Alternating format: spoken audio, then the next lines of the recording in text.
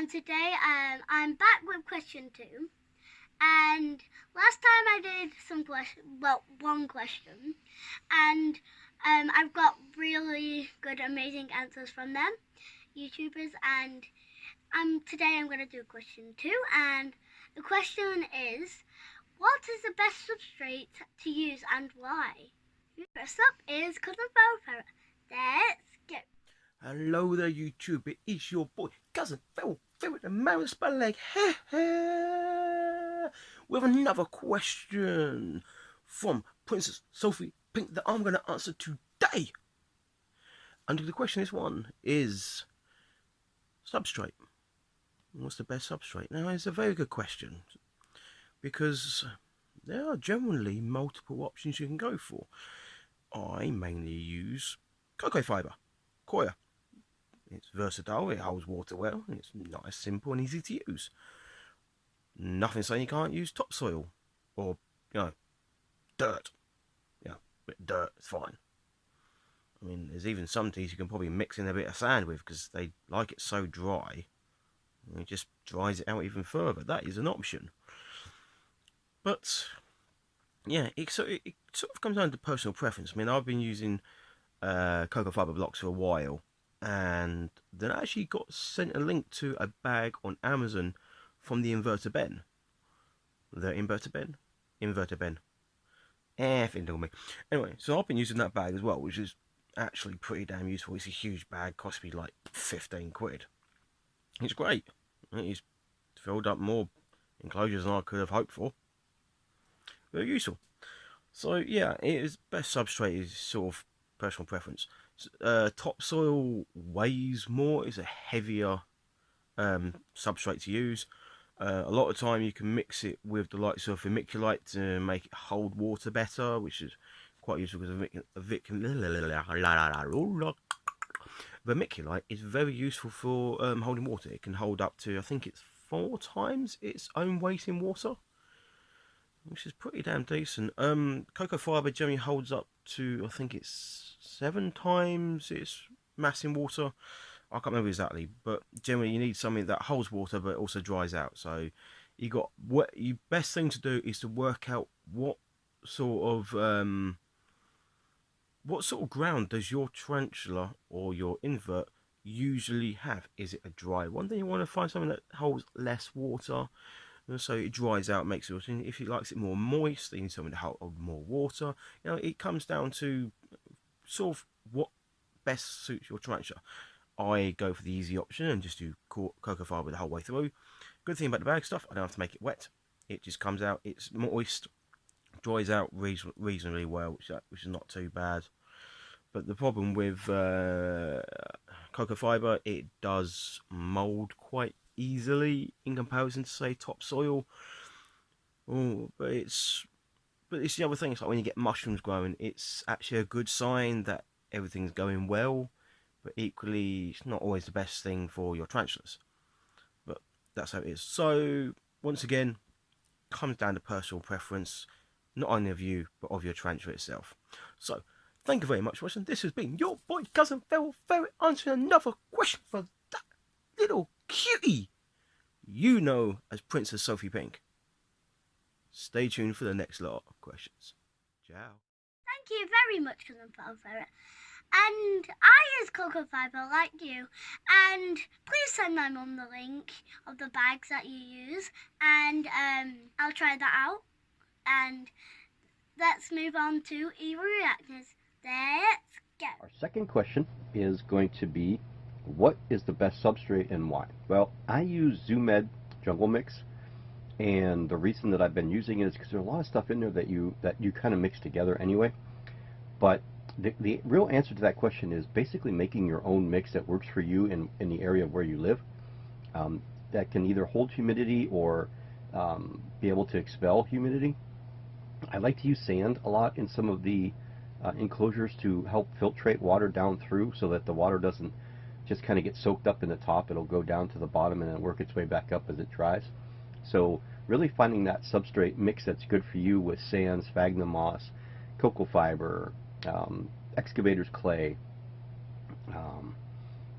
sand. I don't remember if I said sand or not. And there's other different substrate, other than cocoa fiber that you can use, topsoil, peat moss, or even just regular dirt from outside if you have a nice place where there's no pesticides. So the basic answer for that is the best thing that works for you in your area. Thanks, Harry Agnes. That was a really good answer. And they gave me loads of substrate to use, but what is the jungle mix? Maybe I'll have to research it up and tell me in the comments. Next up is Tropicalful. Let's see if he uses something different. Let's go. Now, I think there's a lot of different substrates that you can use, and there's some that you probably shouldn't use. Obviously, you want something that allows the tea, if it's a burrowing species of tea, it allows them to burrow in it. You don't want something that's going to, like gravel or something that they, can't really do anything on. Personally, at the moment, I use cocoa fiber, but that's just because what I was recommended to begin with was that. I think in the future, I'll probably make a combination of things. You can add sand to it, you could use pot and soil, vermiculite, things like that. And I want something like a nice bioactive enclosure with some plants and stuff growing. So something really natural is what I'll be going for in the future. Thanks, Tropicalful, for your great and amazing answer. I've not used anything different but cocoa fibre and vermiculite, and I might try in the future a different mixture. Let's move on to 8-legged diaries. Let's go.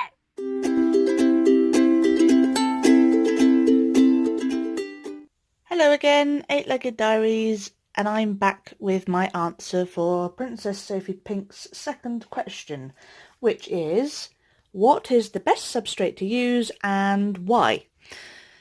Now, me personally, I use good old-fashioned cocoa fibre, which you can buy in bricks, you can buy it loose in bags. It's relatively cheap. It goes a long way because one brick tends to expand quite a bit to about 8 times its size, which is pretty good. I keep mine, hello Salem, over in this big old tub, and that's about a brick's worth. And this is a 20-litre tub. Might be a brick and a bit, but excuse my hairdryer. What are you doing? You don't help. Yeah, I use cocoa fibre for everybody. Some people use cocoa fibre mixed with topsoil. Some people use just topsoil. Some people mix the two together. Some people will mix them together and then add things like sand or vermiculite or whatever else. And to be honest, as long as what you're using can be used dry for some species, used wet, anywhere in between, can be compacted into a nice firm ground for your tarantulas and is free of any fertilisers, pesticides and other chemical nasties, then it's probably fine for your spiders. I like it. It's easy, it's safe, it looks alright. So yeah, that's what I use. That's what a lot of people use. And I hope that was helpful, and I will see you for my answer for question number 3. Bye-bye. Thanks, 8-legged diaries. That was clearly everyone uses cocoa fibre, and it's the most popular one. My mum gets it in a brick, and then she puts water in it, and then it expands into big, loads of it, and that's what I use for my tarantulas. And let's move on to the next JP's Pet Nation, and let's see what he used. Let's go. Question 2 is, what is the best substrate to use and why? For me, it's cocoa fibre. It's easy to get hold of, very cheap as well, which helps. And also a thing called Eco Earth. I've never used that myself, but it's meant to be really good. And both hold in the moisture as well. You don't want nothing too dry like sand. Sand isn't the worst substrate out there, but it's not very good for like water resistance and all that stuff. Avoid stuff like gravel because that's really bad for your tarantula. It's got no meaning in the enclosure, and obviously the tarantula falls, it's going to really do itself some damage on a rock hard gravel. Another thing to avoid is wood chip as well. That goes mouldy really fast as well, so avoid that. So if I was you, keep to your cocoa fibre. Some people also do cocoa fibre and potting soil and mixture of that, and I've seen that works quite well.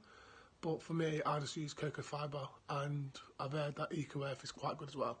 So that's question 2.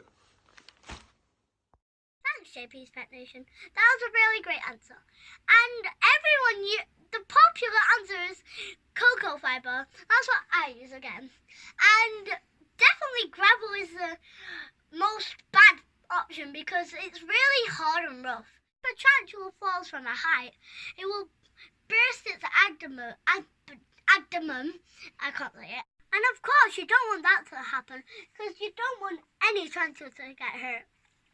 Next up is Invertabarian. Let's get. Question 2, asked by Princess Sophie Pink, is what is the best substrate and why? Now, I haven't really played about with a lot of different substrates. Most of mine are cocoa fibre or coir brick. These are solid bricks. Cocoa fibre, you soak them in water and then squeeze out the excess water to get the humidity level you want. And I'm sorry for my dog having a little whinge.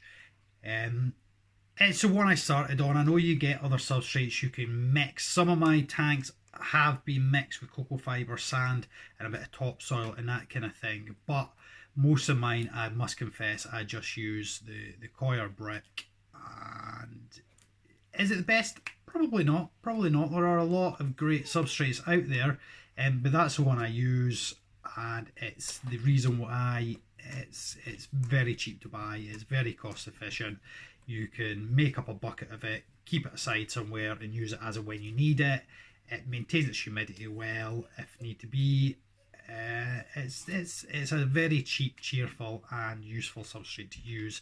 Although for likes of burrowing and that, it doesn't necessarily hold its shape very well, but it's practical, it's functional, it does what it needs to do, and it doesn't cost much. There's my answer for that one. Thanks, Invertabarian. That was a great answer. And again, cocoa fibre is the best one to use. I put some of the vermiculite in to mix it in, but in the future I might mix up different ones. And the last and final answer is Ian Tarantula. Let's go. Hi guys, this is Ian Tarantula here, and this is Princess Sophie Pink's 10 questions, and this is question number 2. What is the best substrate to use? Now, I use a mixture of either cocoa fibre or compost. I have no issues with either of them. I probably edge towards now using compost since I've been using that. I started off using cocoa fibre, but it can be quite expensive, you know, for a little brick. You know, you're talking about £3, you get a great big bag, 5, 10, 15 kilos of compost for about £5 or £6, and I have had no issues whatsoever with it. If you're using it on a spider that needs a bit more humidity, just add some vermiculite to it, mix it in, and you have no issues whatsoever. Yeah, so I know some people use like Spider Life or any sort of like named brands for, you know, for keeping them. I don't see the point myself. Just really expensive, and you can't go wrong with just normal compost. Just make sure that you don't use any that have any chemicals in it, just to be on the safe side. So yeah, cheers guys. Thanks, Ian Tarantula, for your great and last final answer. I think we can all agree on is cocoa fibre. That has been the most popular substrate, and some of us have used compost, jungle mix and other things. Some people mix it up and by using sand and vermiculite, and I've just mixed the cocoa fibre and the vermiculite sometimes, and I think my tarantula's really happy in it. And It's just what you can find easiest and cheapest for you. Thanks for all of you YouTubers who have been answering my questions, and your channels will be linked in the description down below. And I hope you guys like this. If you did, smash that like button and subscribe button, and we'll see you all next time in question 3. Bye!